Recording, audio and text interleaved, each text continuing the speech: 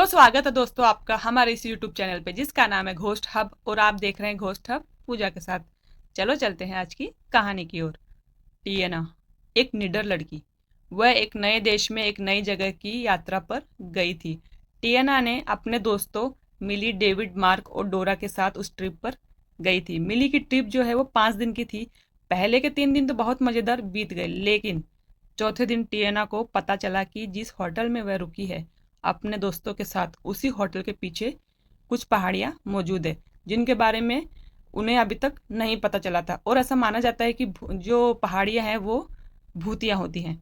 टिएना ने अपने दोस्तों को पहाड़ों में टहलने के लिए अपने साथ चलने के लिए कहा, लेकिन उन्होंने यह कहकर टाल दिया कि वो कायर है और वो हॉरर वॉक पर नहीं जाना चाहते।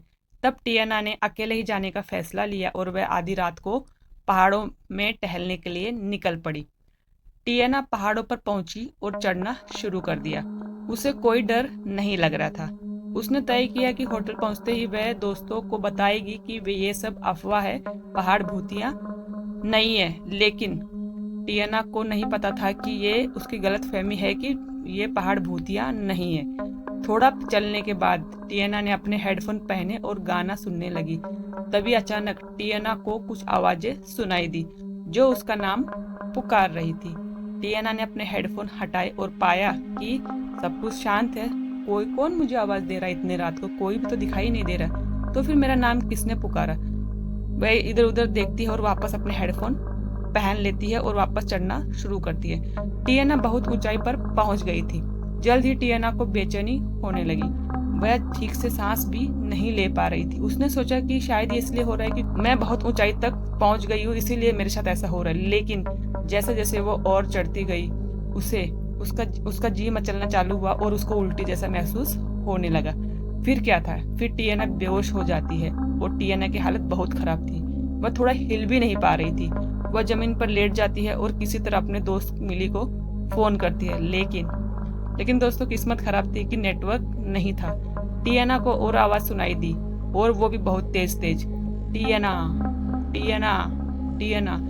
चारों तरफ वादियों में, चारों तरफ पहाड़ों में टिएना टिएना गूंज रहा था। ये सब सुन के और टिएना चौंक गई और वह वहीं रोने लगी। कुछ देर के बाद टिएना के फोन में नेटवर्क आ गया और उसने किसी तरह मिली को फोन किया और उसे अपनी लाइव लोकेशन भेजी। लगभग 1 घंटे की बेचैनी और डर के बाद उसके सारे दोस्त उसे वहां पे मिलने के लिए पहुंचे, लेकिन और वह सारे दोस्त उसे वहां से उठाकर होटल लेकर पहुंचे। तभी डोरा ने टिएना से एक बात कही जिसने उसकी मानसिक स्थिति को पूरी तरह से बदल दिया। और वह बात थी, टिएना, क्या तुमने किसी की हत्या की है? टिएना, नहीं, तुम ऐसा क्यों कह रही हो? डोरा, अपने सैंडल देखो, वे खून से सने हैं। सभी ने टिएना की सैंडल देखी और सभी रोमांचित हो गए। टिएना ने जो सैंडल पहनी थी वह सभी वो दोनों सैंडल्स खून से सनी हुई थी। और फिर सभी ने उसको सैंडल को निकाल के फेंकने के लिए कहा और टिएना ने अपनी सैंडल निकाली और फेंक दिया।